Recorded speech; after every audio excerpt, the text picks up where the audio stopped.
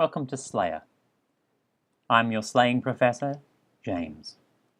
On this episode, we're going to look at a tantalizing task going by the name of Dagannoths. Now, as you can see, if you direct your eye to the top right corner, we have 198 Dagannoths left to kill. I've killed a few on my own a few minutes ago, but they were Dagannoth kings, and I find Dagannoth kings to be a bit too prickly for my tastes. Oh, I want some sweet and sour, so here's what we're going to do. I'm going to teach you what gear you need, and then I'm going to teach you how to get where we need to go. So what gear do I recommend for killing Dagannoth? Well, it's simple. I like to use the split bark helm. Now, the split bark helm is very pointy, as you can see by the tip of it. It is crafted in a very elaborate fashion. We have a big spike on top here. It's reminiscent of some anime hairstyles, perhaps a bit of a deviation on the classic cap, the classic baseball cap. And if you want to stretch your imagination further, as you can see by the visor-like upward visor shape, it's almost like a poker cap. You might see your grandfather sitting down to a game with the old war buddies wearing one of these. But of course it has that little brown patch on the middle, which is a very strange sort of alteration. I wouldn't recommend. Mine has it because I just love aesthetics. Next, I would recommend having a split dragon tooth necklace, very standard for a build like this, very fashionable as you can see.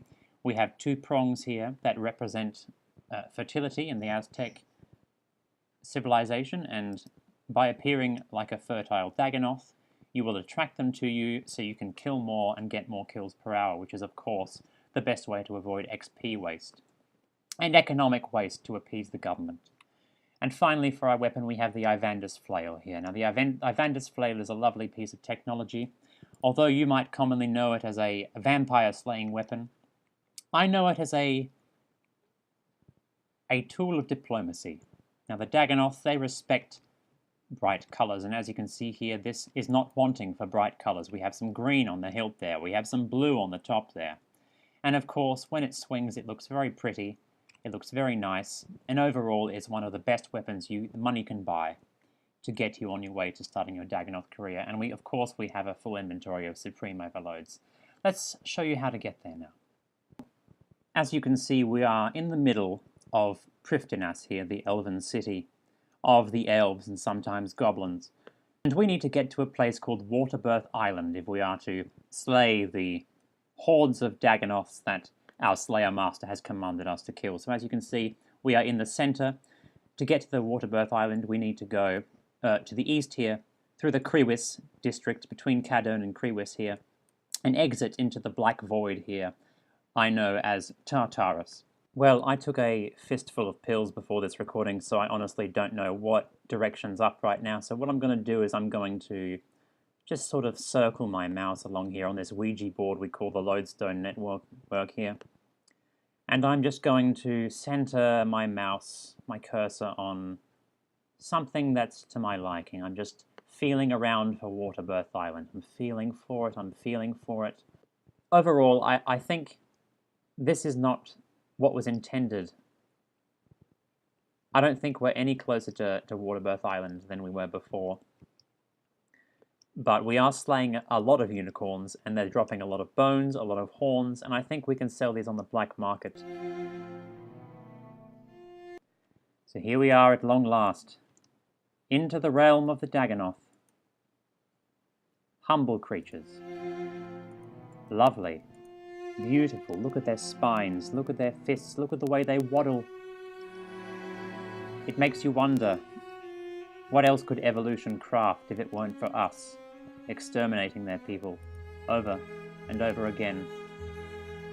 Indeed, I am beginning to question the worth of my actions, even as I hit them with all due fury, and as I watch as the Dagannoth is destroyed, its life taken far too early. I'm noticing that I'm not using the flail correctly at all. In fact, most of the time I'm just hitting it with the butt of the flail instead of using the dangly bit, as scientists like to call it. I found a family here, a gang of rough hooligans, as you can see. These people, I caught them dealing drugs on the corner.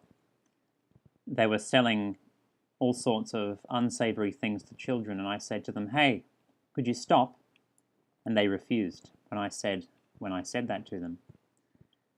Whether or not answering their injustice with yet more injustice in the form of murder is justified is something I've yet to consider. I'm questioning whether or not I ought to continue with this practice. I should be turning them into the local authorities, but instead here I sit in vile vigilantism, slaying them, hitting them, slogging away with my terrible, terrible weapon of destruction here.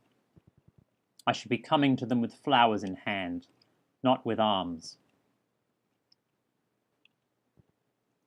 I believe it was Aristotle who said, "He does not fear the man who conquers his enemies as much as he conquers the one." So at this point in the guide, I'd like to bring your attention to some abilities that you can use. I recommend Hurricane, as it's got a great AoE potential, really hits those Dagannoths in a circle. You can use the Meteor Strike ability combined with Soul Split and Turmoil if you please.